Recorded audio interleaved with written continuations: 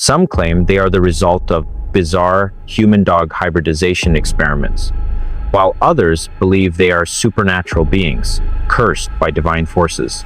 There are even those who argue that dogmen are extraterrestrial entities or visitors from an alternate universe somehow trapped in our world. Regardless of what you believe, one thing is certain: dogmen are real. Today, I'm going to share some of the most chilling and spine-tingling dogman encounter stories ever recorded. So grab some popcorn, steel your nerves, and get ready because you're in for a howling good time.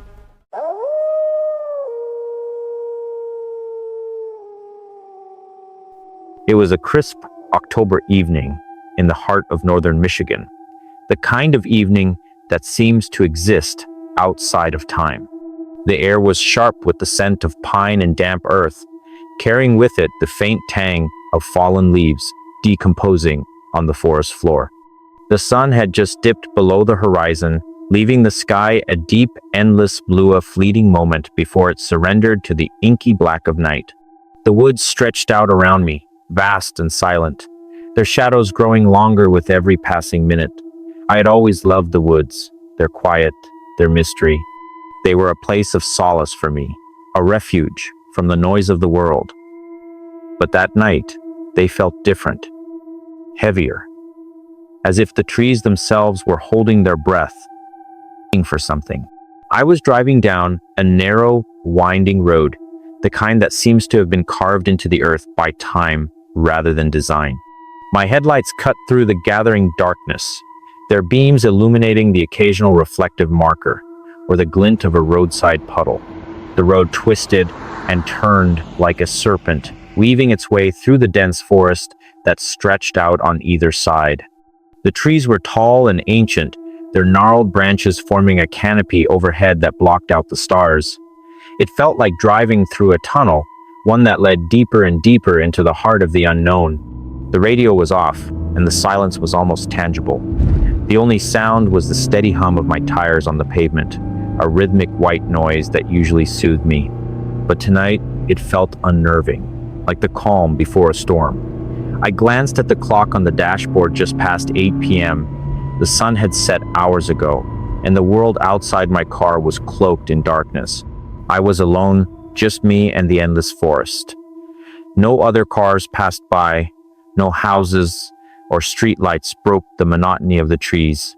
It was as if I had entered another world, one where time and space didn't quite follow the rules I was used to.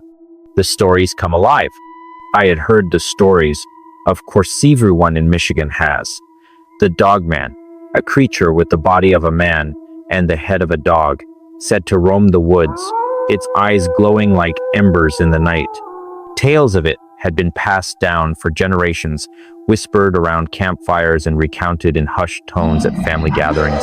Some claimed it was a curse, others a legend, but most agreed on one thing: if you saw it, you'd never forget it. I'd always dismissed it as folklore, the kind of tale told to scare kids into staying close to home, a myth, nothing more. But that night, as the shadows stretched longer and the woods seemed to close in around me, I couldn't shake the feeling that something was watching. It started as a prickle at the back of my neck, a faint but persistent sensation that I wasn't alone. I glanced in the rearview mirror, half expecting to see headlights behind me, but there was only darkness. The road behind me was empty, swallowed by the night. I tried to shake the feeling, telling myself it was just my imagination, but the unease only grew. My eyes kept darting to the tree line, searching for movement. The shadows between the trees seemed deeper, darker, as if they were hiding something. Every rustle of leaves, every snap of a twig made my heart skip a beat. The forest felt alive, watchful, as if it were holding its breath, waiting for something to happen. And then I saw it. At first, I thought it was a deer, a dark shape moving at the edge of the tree line, just beyond the reach of my headlights. I slowed the car, squinting through the windshield, but as it stepped into the road, my breath caught in my throat. It wasn't a deer, it wasn't anything I could explain. It stood on two legs, tall and lean, its fur a patchy, matted gray. Its head was unmistakably canine, with pointed ears that twitched as it turned to face me. But its eyes, those were what froze me in place. They glowed a faint, sickly yellow, like the last embers of a dying fire. They locked onto mine, and in that moment, I felt a primal fear I'd never known. My heart pounded in my chest, my hands gripping the steering wheel so tightly my knuckles turned white. The creature tilted its head, studying me with an intelligence that sent a chill down my spine. It wasn't just an animal. There was something in its gaze, something ancient and knowing. It took a step closer, and I could see the muscles ripple beneath its fur, hear the low, guttural growl that rumbled in its chest. My mind screamed at me to drive, to get away, but I was paralyzed, caught in its gaze like a rabbit in a snare. And then it moved. It lunged toward the car, faster than anything I'd ever seen. I slammed my foot on the gas, the tires screeching as the car shot forward. In the rearview mirror, I saw it standing in the road, its eyes still glowing, its head tilted as if in curiosity. I didn't stop. I drove until the trees thinned and the road widened, until the lights of the nearest town flickered in the distance. When I finally pulled over, my hands were shaking, my breath coming in ragged gasps. I sat there for what felt like hours, trying to make sense of what I'd seen. The rational part of my mind told me it was a trick of the light, a figment of my imagination fueled by the stories I'd heard. But deep down, I knew better. I had seen the Dogman, and it had seen me. Even now, years later, I can't shake the memory of those eyes. They haunt my dreams, those glowing, knowing eyes. I don't go into the woods anymore. I don't drive down lonely roads at night because I know somewhere out there it's still watching, waiting. And I can't help but wonder, what did it see in me that made it let me go?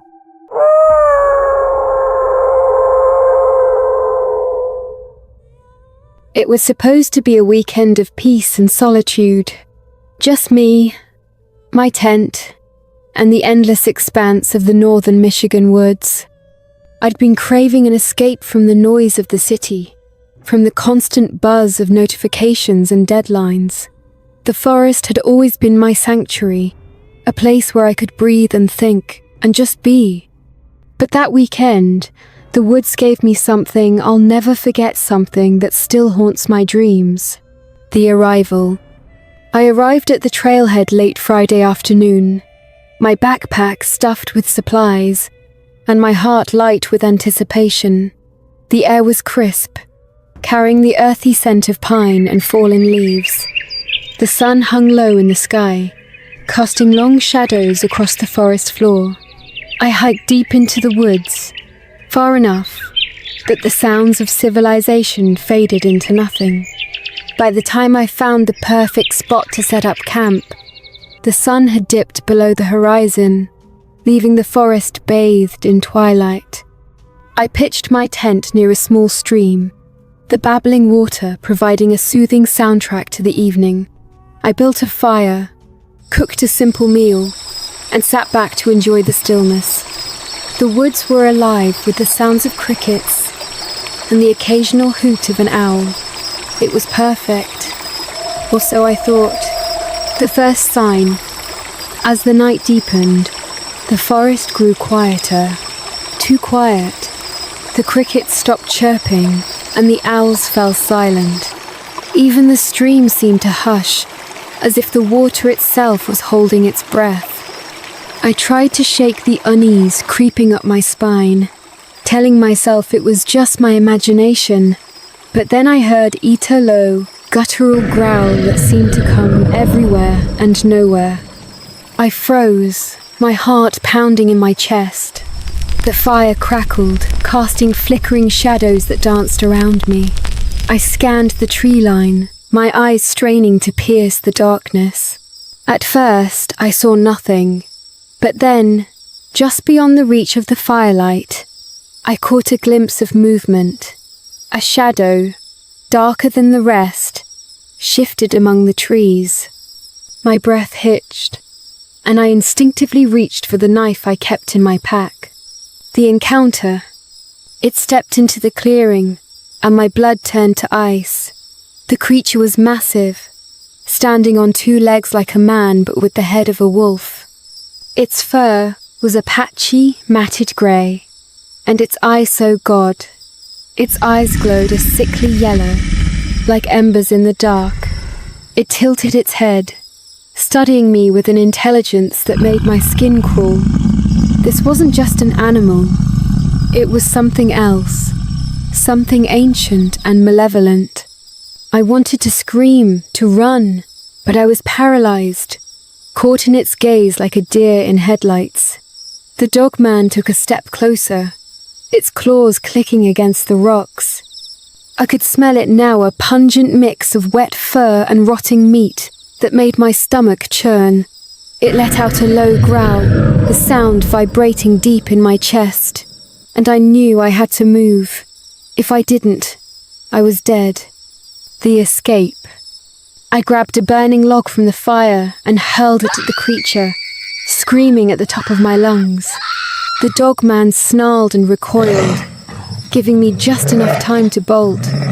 I didn't think, didn't plan, I just ran. Branches whipped at my face, and roots threatened to trip me, but I didn't stop. I could hear it behind me, its heavy footsteps pounding the earth, its growls growing louder. I don't know how long I ran. It felt like hours, but it could have been minutes. My lungs burned and my legs screamed in protest, but I pushed myself harder, driven by sheer terror. Finally, I burst out of the trees and onto the road. My car was still there, a lifeline in the darkness. I fumbled with the keys, my hands shaking so badly I could barely unlock the door. I threw myself inside, locked the doors, and started the engine. As I sped down the road, I glanced in the rearview mirror. The Dogman stood at the edge of the forest, its glowing eyes fixed on me. It didn't chase me. It just watched, as if it knew I couldn't escape it forever. The aftermath. I didn't stop driving until I reached the nearest town. I checked into a motel, my hands still trembling, and spent the night huddled under the covers, jumping at every sound. The next morning, I packed up and drove home, my mind racing with questions I couldn't answer. I've tried to rationalize what happened, to convince myself it was just a bear or a trick of the light. But deep down, I know the truth. I saw the Dogman, and it saw me. I haven't been back to the woods since. I can't. Every time I close my eyes, I see those glowing eyes, hear that guttural growl. The forest was once my sanctuary, but now it's a place of nightmares. And I know, somewhere out there, the Dogman is waiting.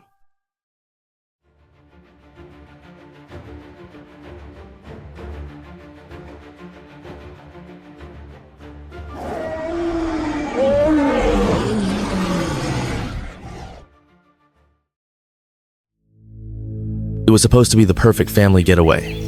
We'd been planning it for months a week in a secluded cabin deep in the Michigan woods, far from the noise and stress of the city. My wife, Sarah, and our two kids, Emily and Jake, were thrilled. The first few days were everything we'd hoped for. Hiking through the dense forest, fishing in the crystal clear lake, and roasting marshmallows under a sky full of stars. It was peaceful, serene, and exactly what we needed. But on the fourth night, everything changed. We were sitting around the fire pit, laughing and telling stories, when the sound cut through the night like a knife. It was a growl-deep, guttural, and unlike anything I'd ever heard. It was followed by snarls, yelps, and the unmistakable sound of something massive crashing through the trees. The noise was close, way too close. My heart skipped a beat, and I saw Sarah's face go pale. Emily and Jake clung to her, their eyes wide with fear. I grabbed my rifle from the cabin wall and flicked on the flashlight mounted to the barrel. "Stay inside," I told Sarah, trying to keep my voice steady. "Lock the door and don't open it for anyone but me." She nodded, her face tight with worry, and ushered the kids inside. I stepped out into the darkness, the beam of my flashlight cutting through the trees. The growls were coming from just beyond the tree line, no more than 50 yards away. My heart pounded as I crept closer, the rifle gripped tightly in my hands. What I saw made my blood run cold. Two massive creatures, standing on their hind legs, were locked in a brutal fight. They were unlike anything I'd ever seen, part human, part wolf, with elongated snouts, sharp teeth, and fur-covered bodies that rippled with muscle. Their claws slashed through the air as they tore at each other, their growls echoing through the forest. Dogmen. The stories I'd heard as a kid, the legends whispered around campfires, were real. I stumbled backward, my boot crunching on a twig. The sound was deafening in the stillness of the night. Both creatures stopped mid-fight, their glowing eyes snapping toward me. For a moment, time seemed to stand still. Then, with a snarl, they turned and charged. I didn't think I ran. My flashlight bounced wildly as I sprinted back to the cabin, the creatures hot on my heels. I could hear their heavy footsteps, their panting breaths, the snap of branches as they closed the distance. I burst through the cabin door, slamming it shut and locking it just as something heavy thudded against the wood. "Get in the car! Now!" I shouted, my voice cracking with panic. Sarah didn't ask questions. She grabbed the kids and bolted for the family SUV, parked just outside. I followed, my rifle still in hand, as the creatures began to circle the cabin. One of them lunged at the car as I started the engine, its claws scraping against the door as I slammed it into reverse. The tire spun in the dirt before catching traction, and the SUV shot down the narrow forest road. In the rearview mirror, I could see the dogmen standing at the edge of the clearing, their glowing eyes watching as we disappeared into the night. We drove in silence, the only sound the hum of the engine and the occasional sob from Emily, who was clutching her stuffed bear tightly. It wasn't until we reached the main road, the lights of the nearest town visible in the distance, that I finally allowed myself to breathe. I glanced at Sarah, who was holding Jake's hand, her face still pale but determined. "What were those things?" Jake asked, his voice trembling. I shook my head, my hands gripping the steering wheel. "I don't know, buddy, but we're not going back to find out." We never returned to the cabin. We reported the incident to the local authorities, who dismissed it as a bear attack or an overactive imagination. But I know what I saw. The dogmen were real, and their territory was not to be trespassed. Years later, as we gathered around our fireplace at home, the story of that night became a cautionary tale, a reminder that some mysteries are better left unsolved, and some woods are better left unexplored.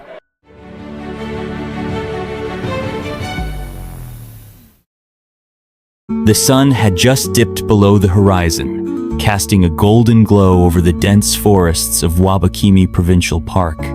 The air was crisp, filled with the scent of pine and the distant call of loons echoing across the glassy surface of the lake. Inside my van, my cozy haven on wheels, I sat cross-legged on the floor, sipping steaming coffee from a tin mug. My loyal German shepherd, Max, lay sprawled beside me, his tail thumping lazily against the floorboards. This was the life I had dreamed, of freedom, simplicity, and the endless beauty of the wild. I had left my corporate job 6 months ago, sold my suburban home, and traded it all for this: a van, a dog, and the open road. North America was my playground, and every day brought a new adventure. Wabakimi, with its sprawling wilderness and untouched landscapes, had been on my bucket list for years. Now, here I was, living the dream. But tonight, something felt off. The forest was unusually quiet. No rustling leaves, no chirping crickets, not even the distant hoot of an owl. Max, usually calm and composed, had been restless all evening, pacing the van and growling softly at the shadows outside. I chalked it up to the unfamiliar surroundings and the scent of wildlife. Still, an unease settled in my chest, like a weight I couldn't shake. I was about to turn in for the night when it happened. A deafening thud shook the van, jolting me to my feet. Max barked furiously, his hackles raised, his eyes fixed on the door. My heart pounded as I grabbed a flashlight and a hunting knife, my mind racing. A bear? A moose? Whatever it was big. With trembling hands, I unlatched the door and stepped outside, Max close behind. The beam of my flashlight cut through the darkness, sweeping across the trees. At first, I saw nothing. Then, the light caught something massive, hulking figure just beyond the edge of the clearing. My breath hitched. It wasn't a bear. It wasn't a moose. It was something else. The creature stood on two legs, its muscular frame towering at least 15 feet tall. Its body was covered in thick, matted fur, and its elongated snout resembled that of a wolf. But its eyes, glowing yellow and piercing, were unmistakably intelligent. It looked like a grotesque fusion of man and beast, a nightmare given form. I froze, my mind struggling to process what I was seeing. The creature tilted its head, studying me with an eerie curiosity. Max let out a low, guttural growl, but even the brave dog seemed to sense the danger, his body trembling. The Dogman, because that's what it had to be, took a step forward, its massive paws crunching the underbrush. I stumbled back, my grip tightening on the knife. I had heard stories, of course urban legends, cryptid sightings, campfire tales, but I had always dismissed them as just that, stories. Yet here it was, real and terrifying, standing before me. "Stay back!" I shouted, my voice cracking. The creature paused, its ears twitching. For a moment, there was silence, the two of us locked in a tense standoff. Then, without warning, the Dogman let out a bone-chilling howl, a sound that seemed to reverberate through the very earth. My instincts kicked in. I grabbed Max by the collar and bolted for the van, slamming the door shut behind us. My hands fumbled with the keys as I started the engine, the headlights illuminating the creature's monstrous form. The Dogman didn't chase me. Instead, it watched as I sped away, its glowing eyes following the van until it disappeared into the night. Hours later, I pulled into a gas station on the outskirts of the park, my hand still shaking on the steering wheel. Max lay curled up in the passenger seat, exhausted but unharmed. I sat in stunned silence, replaying the encounter in my mind.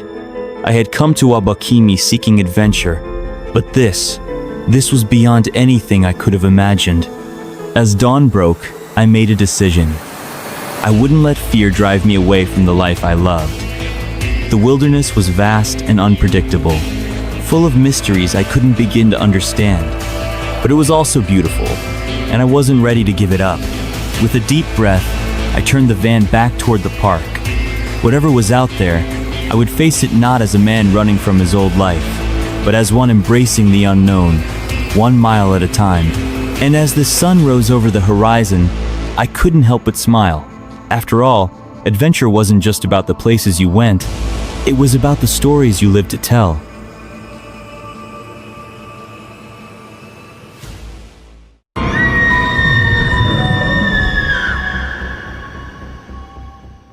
It was the summer of 2017, and my friends and I had decided to go camping in the remote woods of East Texas. We were a group of 5, me, my brother Jake, our friends Sarah, Mike, and Chris. We'd picked a spot far off the beaten path, somewhere we could truly disconnect from the world. The first night was peaceful, filled with laughter, campfire stories, and the occasional crackle of the fire. But the second night, that's when everything changed.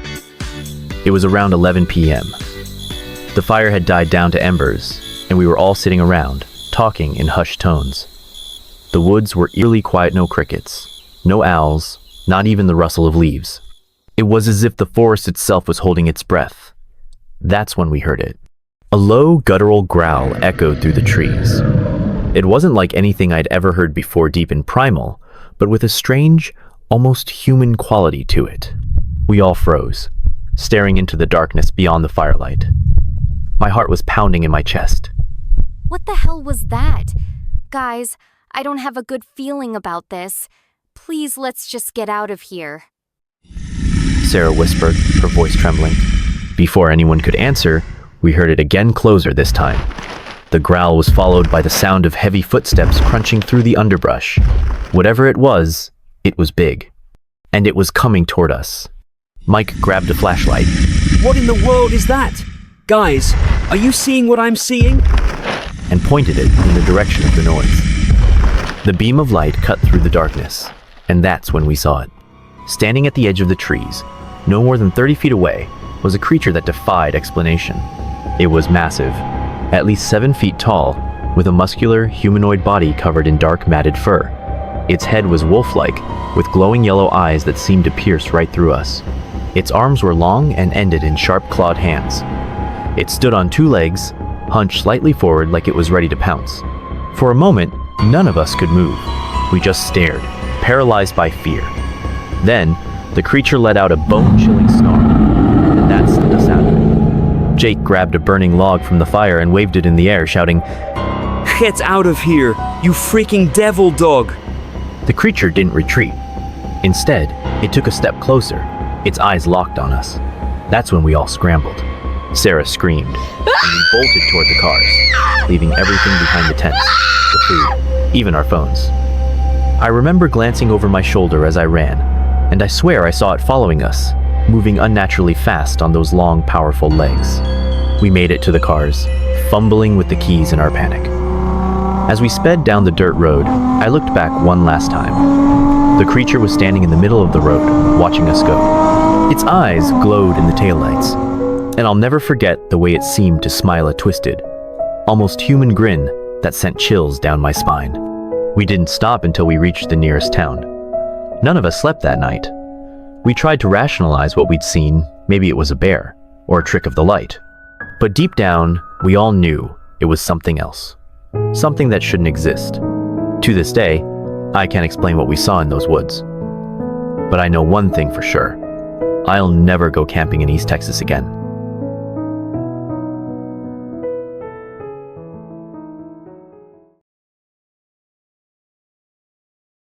All right, folks, that's a wrap. Those were some of the most spine-chilling Dogman stories of 2025. Now it's your turn. Drop a comment and let me know which story creeped you out the most and why. Were you team Howling in the Hollow, or did midnight in the Michigan woods leave you sleepless? And hey, if you've ever had your own encounter with the infamous Michigan Dogman, don't hold back, share your story below. We're all here for the mystery, the myths, and the madness. If you want to help us grow into the ultimate hub for all things mythology, cryptids, and straight-up scary content, hit that like button, smash subscribe, and share this video with your bravest friends. Let's make this channel the go-to spot for everything that goes bump in the night. Thanks for watching, and stay curious and maybe keep